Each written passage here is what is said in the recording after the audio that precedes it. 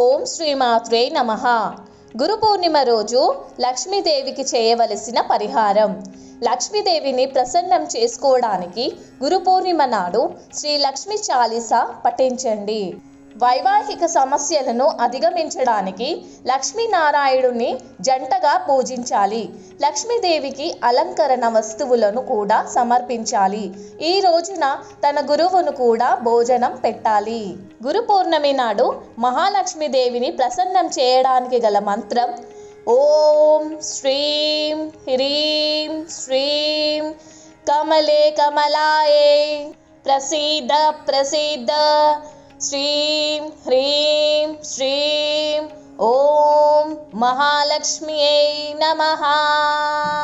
ఓం శ్రీం హ్రీం శ్రీం కమలే కమలాయే ప్రసీద ప్రసీద శ్రీం హ్రీం శ్రీం ఓం మహాలక్ష్మ్యై నమః.